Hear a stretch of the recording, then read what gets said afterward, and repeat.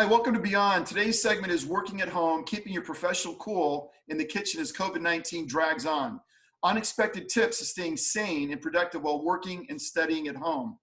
Glenn Roquemore, Ph.D., is a chancellor of California Southern University, a 28-year veteran of higher education who served as president of Irvine Valley College in Irvine from 2002 to 2019.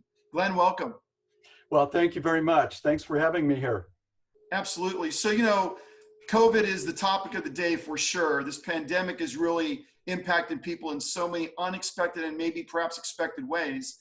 It's certainly been a tremendous disruptor to traditional education where students gather in person to learn. COVID certainly has forced the traditional approach to go online in a huge way, as I've read. And as chancellor of California Southern University, one of the first universities in the U.S. to offer an all online curriculum, how do you see COVID changing the approach to higher education? Will it go back to the traditional approach, or will it shift more to an online format? No, I personally believe there's going to be major changes. And the reasons for that is partially going on right now at my dining table. And that is my wife, a 22-year chemistry professor that was all brick and mortar. And all of a sudden, in a matter of 2 weeks, had to convert all of that curriculum to online, including the laboratory portion, which is incredibly complicated. And so why I say this is that you have those that had never thought about engaging in an online environment are now having to do so. And I think they're going to find that they will enjoy it. Now, the other part is that the students, as we know, and I have a 14-year-old boy upstairs taking his 8th grade class right now. He's very computer savvy. So this transition for him was really quite easy. He was already doing a lot of online. And then finally with this is that throughout most of academia, the faculty are using a learning management system, which is very much like online, even though they are classroom teachers. And so they're used to that platform. That's the kind of platform that's typically used in 100% online. So yes, I think we're going to see quite a migration that will actually improve and enhance what's already out there. You know, the MOOCs that some of your major universities are offering, these massive online courses, and even some for credit. And so you've got the Harvards out there, the MITs out there that are doing it. So no, I think it's a trend that will be accelerated by this pandemic experience. You bring up an interesting point. I never thought about that. Your 14-year-old son that is very computer savvy, because that is very, very true. And the idea of transitioning to a online world or an electronic world would seem pretty easy. It's funny. It also reminds me of sort of online dating. There was a stigma back in the late 90s, early 2000s about this idea about how you meet people. And it was almost, oh, you met that person online, as if it was a bad thing. And then that was all juxtaposed against what was tradition, right? You're introduced to people, you meet them in your tight social circles, and all of a sudden that got expanded, disrupted. Whereas today, online dating is the norm, right? If you didn't meet someone online, that'd probably be surprising. And it's sort of like what you're saying here is we have this traditional structure of higher education and learning and how people interact to grow the cranium, the skull full of mush. Yet I think this is going to be sort of a pause and a transition as how people think about how they can get access to education. So I think those are very good points you brought up. But I've also read where many universities across the country are having to make some hard choices, meaning cutting back or eliminating programs altogether. Some, in fact, are on the financial brink. For young adults caught in this dynamic. So in fact, I read a story yesterday where a lot of students are suing the colleges, right? Because they're still being charged room and board, tuition, and they're not even at school right now. So for young adults caught in this dynamic, what are some things to consider for an online option to continue their education? Well, I think most importantly, you should look for a college or university that is regionally accredited, because this is what is going to tell you that the quality that you're offering is going to be equivalent to the classroom environment at major universities. So for example, California Southern is accredited by WASC, it's the Western States accrediting body. And most major universities on the west side of the United States are also accredited by them. And so making sure, first of all, that the quality is there. And I think as time has gone on, that quality has vastly increased. I was involved with this more than a decade ago as a vice president at the time, almost 2 decades ago, I hate to say. But it was so young at that time that there was a lot of uncertainty in terms of how you could mirror what's actually being delivered right there in the classroom. Now, there will continue to be some challenges, but I think those will also be improved over time with artificial intelligence and other kinds of things, because there still are certain experiential aspects to laboratories that you actually have to hold a pipette, you have to look at the meniscus, you have to measure that in order to build that skill. Exactly. So, that can be done perhaps later on with high quality simulation. Certainly in the nursing world, the clinical time is now, I think, gone up to, you can have almost 50% of your clinical time done with mannequins. So, the whole idea is moving in that direction anyway. So, yeah, so again, just there's a lot of options out there. There are a lot of online colleges and universities that can help. It's funny, when I went and pursued my MBA, I went to University of Phoenix, and the first year of it, first leg of it was on the actual campus in San Jose. The second year was online because I'd taken a job where I was covering 6 states, and it was the only way to accomplish it. And one of the things I reflected on is going to the campus was one experience. And it seemed to me that the oversight was a lot less. If you're there in person, the instructor's there, there's that usual familiar dynamic. But once I went online, the oversight of the instructors went up tenfold. They were on top of everything. They questioned everything that was brought in, and they were a lot more stringent to ensure the integrity of the educational process we're going through. The cool thing as I reflect on that experience was I met people from all over the world. A guy was in Hong Kong, a guy was actually in China, a guy was in Europe. So you have this whole global sort of experience. But I initially had my trepidation about, well, what is it like to transition from a physical school setting to an online setting? I would argue that it was actually tougher because they were a lot more, I guess, oversight was really pushed and really upheld. Yeah, and in fact, borrowing again from my son upstairs, he tells me that it's much more difficult. And I actually think of my own experience. All of a sudden, I'm here. By the way, I got promoted to president 2 weeks ago. So, Congratulations! so Awesome. thank you. So here I am running the university from home, and I was chancellor before that, and so I in the building, I knew how that worked. Well, here at home, I believe that we're far more productive. Actually, you're still very exhausted at the end of the day because you can very rapidly get a question input where you might have to otherwise walk down the hall. Somebody might be in a meeting, there's all of that. Well, here, using the software that we have available, we're constantly problem solving all throughout the day. And so I see our productivity going way up. Now, we do have an advantage that our faculty are already remote because we're 100% online, and we are global. So we have faculty from all over the world. And of course, our students are as well. So we did not have to make that transition. But as far as the administrative, all of the operations aspects, the student services aspects, part of that is also, most of that is online as well. So it really has been a very different experience and far more productive, I would say.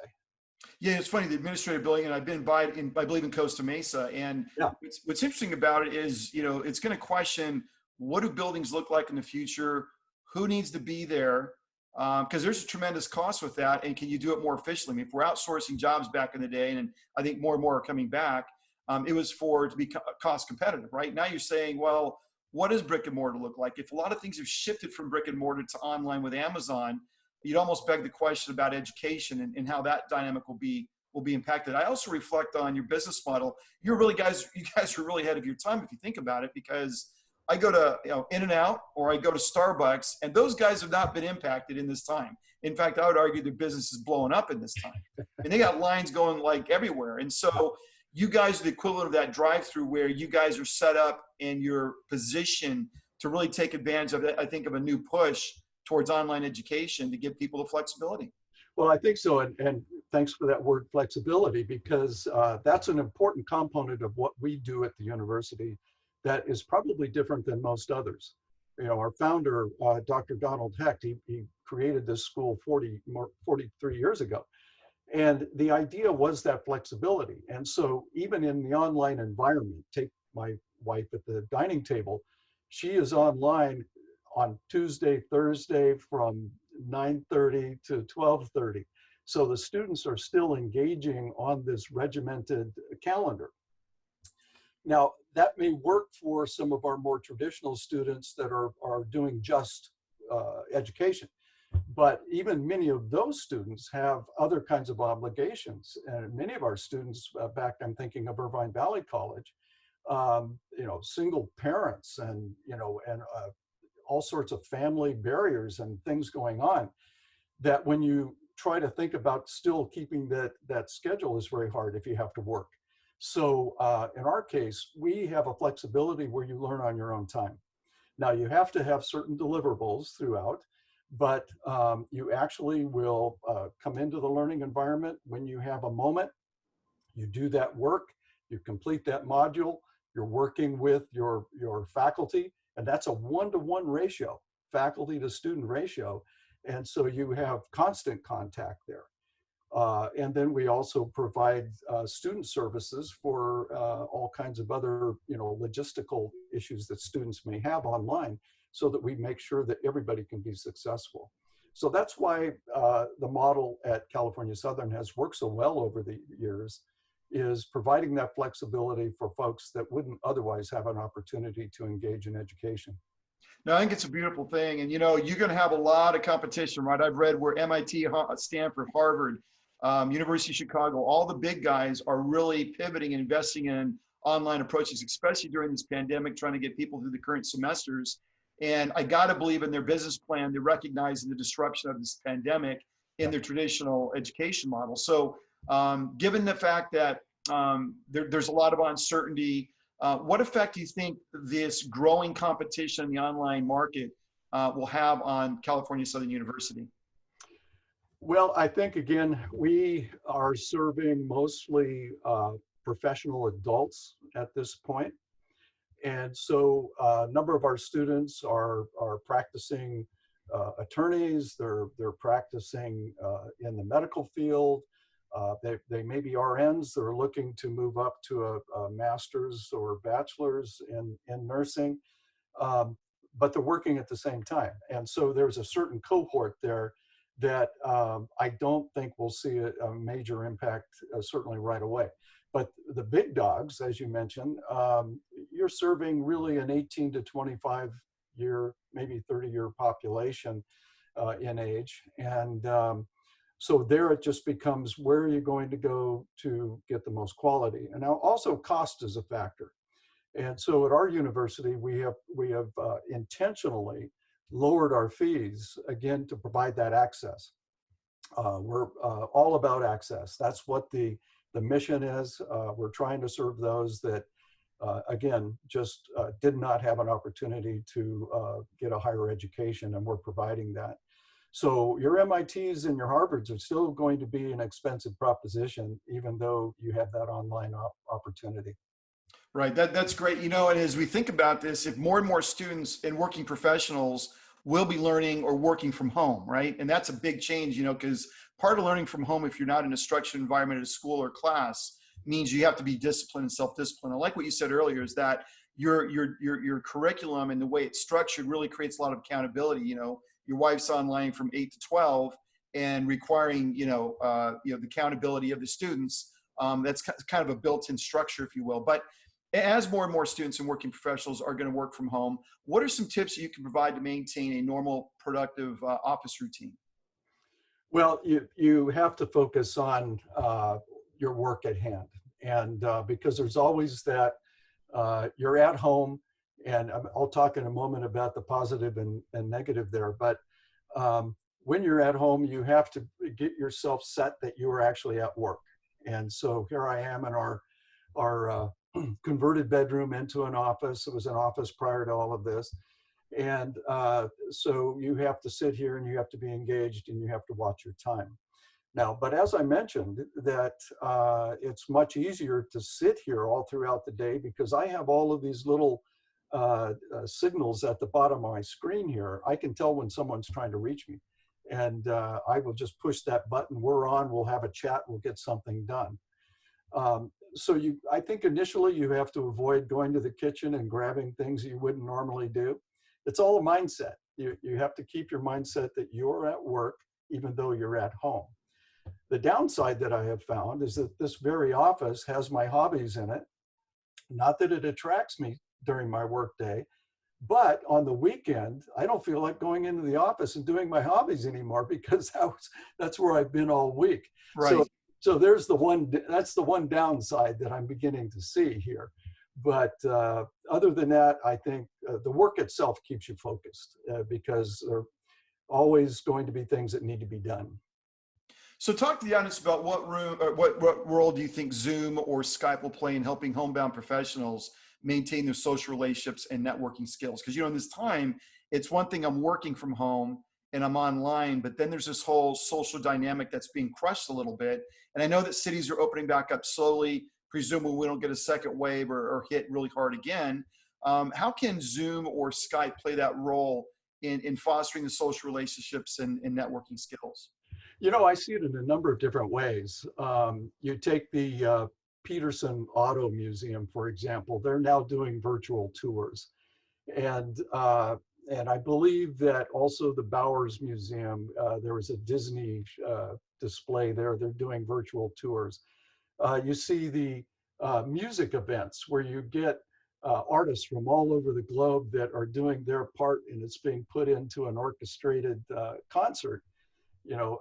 Those kinds of things are really impressive, I think.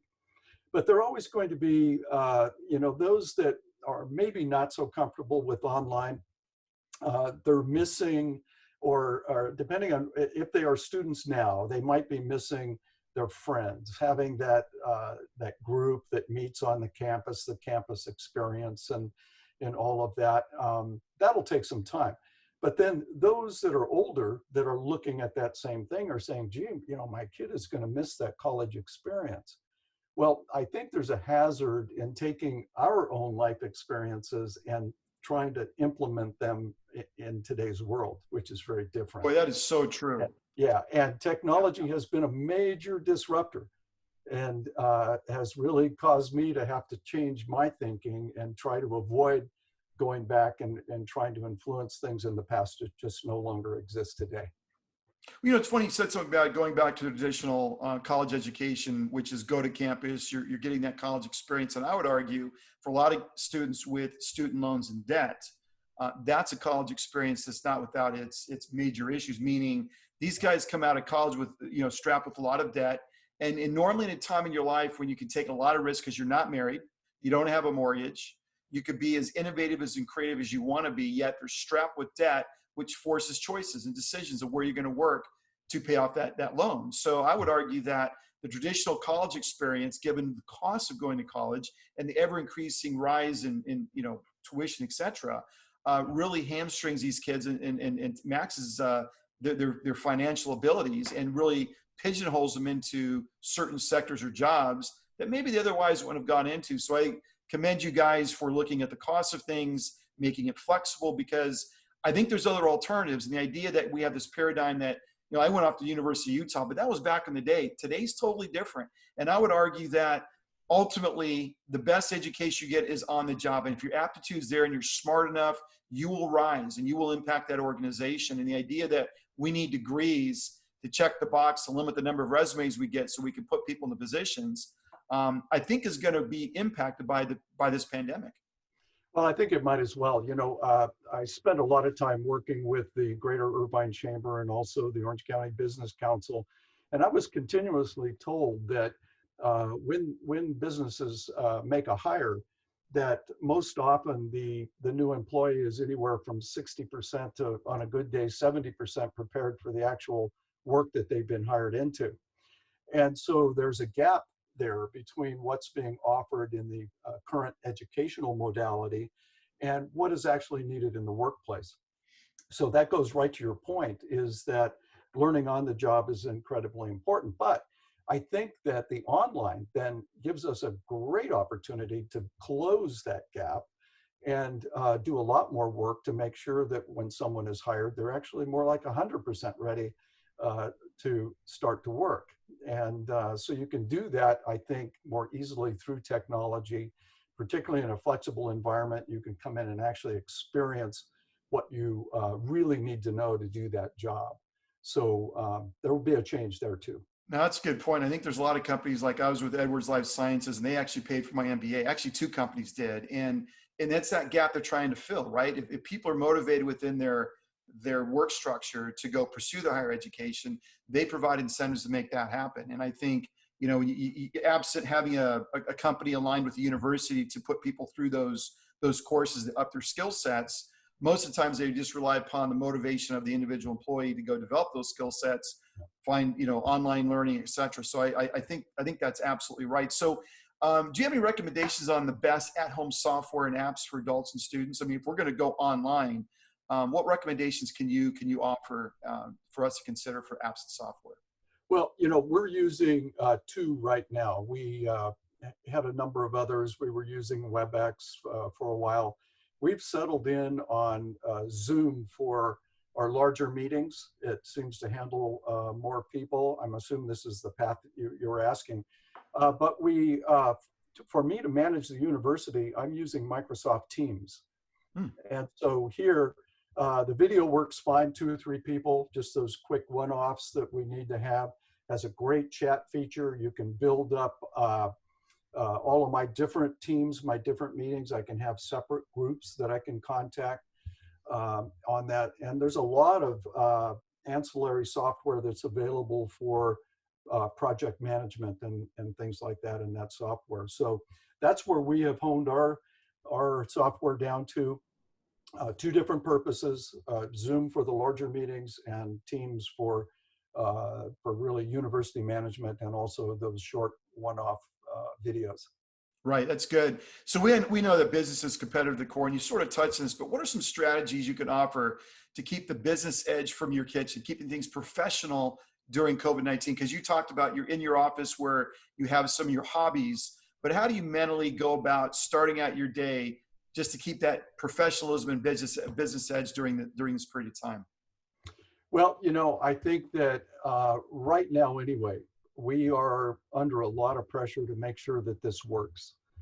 And we have, every employee wants to make sure that this works, and that we really cannot afford to let our guard down or to get in a more casual mode at this given time, because of so much change.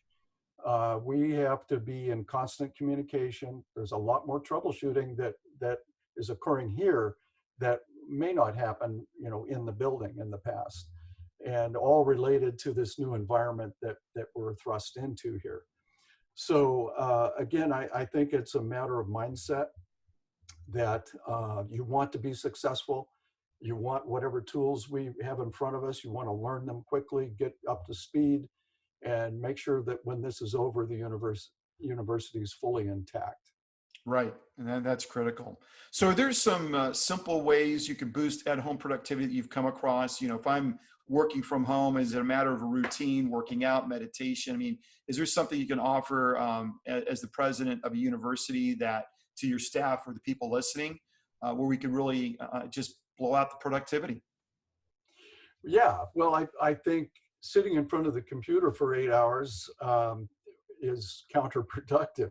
I think you have to at least once an hour get up and stand up. And if you can, take a quick stroll in the backyard, get some fresh air and some ultraviolet rays, and then wander back in again. And I think it's important to also stay hydrated. Grab a bottle of water and bring it in while you're working as well. But we forget sometimes, when you're stuck in front of the computer, that when you were in the office, there were times that you would take a brief break, and you would, maybe read a short article, or maybe you would take a walk around the building or the outside of the building to kind of break it up a bit. I think that that's one downside, is that these technologies can be consuming. And if that gets the case, then your productivity is likely to drop. So yeah, being very diligent about making sure you get these short breaks in is critical. And avoid the kitchen at all costs, right? Avoid the kitchen. It is, I talk to people that say they're putting on weight. And so that's one little detour you don't want to go through, and pick up that bag of chips as you're doing that. Just try to remember what your routine was like before, and try to emulate that in this situation.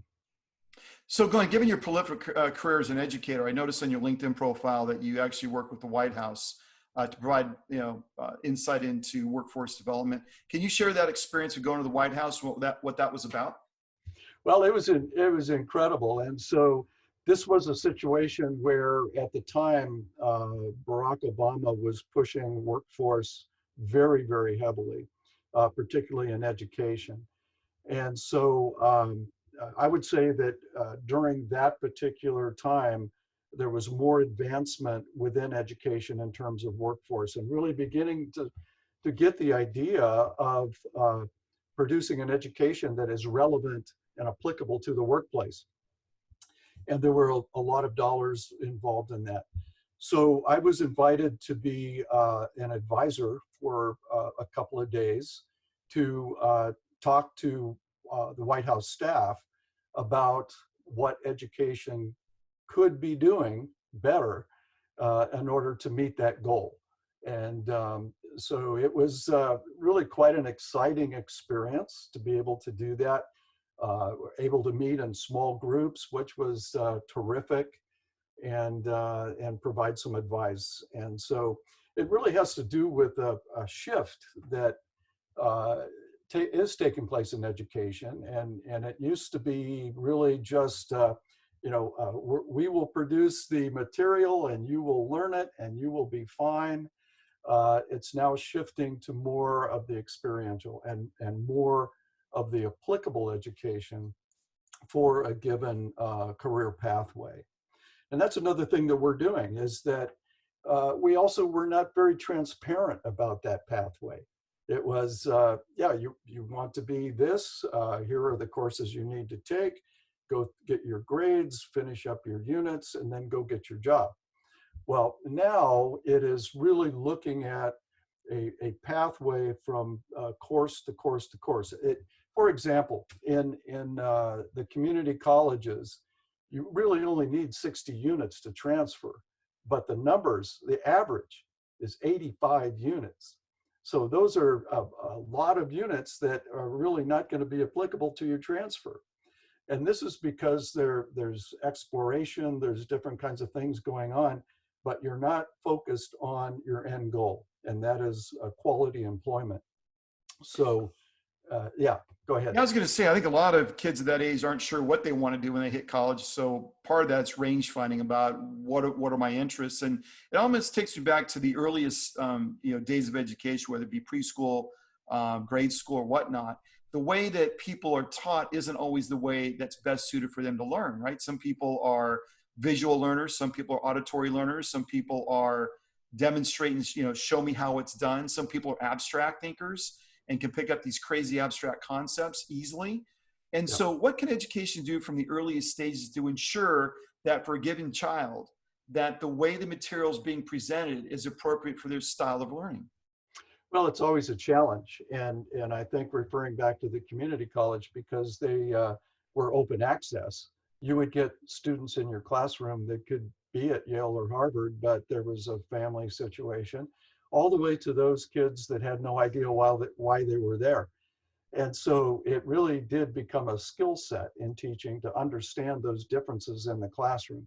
Because if you don't do that, certain groups of students can become alienated and disinterested. So 100%, you have to be able you have to serve all of them. And it's a particular skill. And that same thing will be true in the online environment as well. So it's a challenge. It's a challenge you have to work on. So with online, this brings up another question with teachers. And I'm an online teacher, let's say, working for your university. Is it set up where you're talking to the whole class, or is it just usually one-on-one and then emails are sent to the whole class as to the projects? as to what's happening next? Or how do you see that evolving over time? Because typically you got a professor in front of X number of students providing the information. Do you see it more where you post that lecture online, the students go to it, they disseminate the information, and then they hand in assignments to the professors? Or how does that dynamic work online? It's going to take time because the in-class professors are not going to rapidly give up that large classroom setting. It's just ingrained. It's going to take time. But I think it's the students themselves, as you have talked about, that will begin to make that change. Because again, the affordability, the time, having to work, all of those different constraints that are so ubiquitous today, that eventually it's going to change to a more flexible model. And of course, the big schools that are doing the massive online education, that's flexible also. And so it seems to fit anybody's schedule. You can have access to education. So again, a disruptor. I think it's actually going to move toward a more flexible scheduling of courses rather than the rigid, weekly schedule. So going back to professors at universities, they've developed a body of work over years, and their lectures and their courses that have oftentimes been filmed. I think about Jordan Peterson, who's controversial for some of his comments. I think he's a brilliant thinker. He's up, I believe, at the University of Toronto, and he was talking about higher education. He was leaving on a sabbatical, and then he thought to himself, well, why wouldn't I just take all my coursework and put it online and devise a way to get credit? So in other words, your university, California Southern University, could tap into these amazing talents and provide some of their information and content through your coursework. I'm just wondering what your thoughts are of the future, where these professors are probably looking at what's going on with COVID, their tenure. Universities are absolutely financially distressed right now, and other creative alternative ways to get their content out and at some level get paid for it. Yeah, well, of course, many of our faculty are absolutely well known in their field, and so they're some of the top, psychology, business folks that tend to gravitate toward our faculty, and more of that can happen. I mean, when faculty are leaving their brick and mortar and they want to teach online. They're more than welcome to teach at California Southern. We can talk to them about that. But I think overall, more and more students are going to go in that direction when they see the flexibility. They love the technology. They're raised with it, where I was not. But I think it's going to be a very attractive option in the future. That's awesome.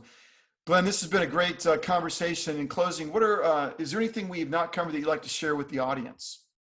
Well, I think there's one barrier. This is a soapbox of mine. No matter which way we're doing this, brick and mortar, or whether we're doing this online, one of the biggest barrier for students is that the curriculum doesn't always transfer to a higher level.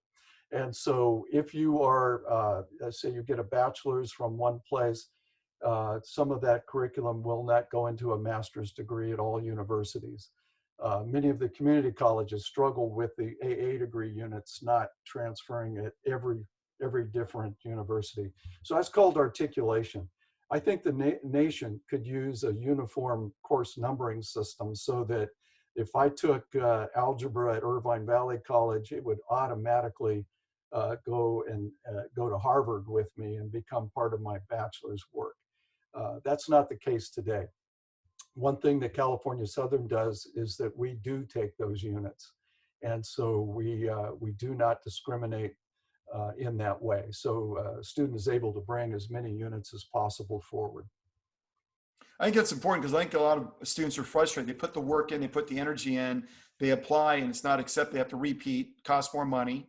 And that seems like a waste of energy and resources. So in terms of California Southern University, I presume you mentioned you're all over the globe. So you're worldwide. How do students learn more about the university and becoming involved in your curriculum? Well, a lot of it happens word of mouth, but we do have a number of media campaigns that are going on that reach around the globe. But I would say go to our website, californiasouthern.edu. And it is an incredibly informative website that talks about all of our programs, our degrees, how to enroll, what kind of support you're going to receive, how the model works. Very effective. And so, of course, anybody around the globe can get to that website, and that's probably the best way to go. And if I went to that website, what kind of disciplines do you offer? Business, engineering? If I went there, what would I experience? Right. So we have, we're mostly we're in the upper senior universities. So in our business areas, we have the MBA, the DBA. We have a nursing program, an RN to BSN, and also MSN. We also have a law school, and so the JD. We have criminal justice, and so you can take that pathway if you want. Let's see, some of the others that, of course, our psychology program is one of our largest. And so it goes all the way to Psych D, doctorate in psychology. So that's a full spread. Now we're looking at expanding. We're hoping to go into cybersecurity and actually begin to consider engineering as well. It's fantastic. That's very comprehensive. And again, I've been by your facility in Costa Mesa. It's beautiful. Glenn, thanks so much for the time and beyond and sharing your insights and wisdom from an educational standpoint and how we can best transition through the pandemic. All right, Ben, I thank you so much for this opportunity. I appreciate it. Great meeting you. Nice meeting you as well. Thanks.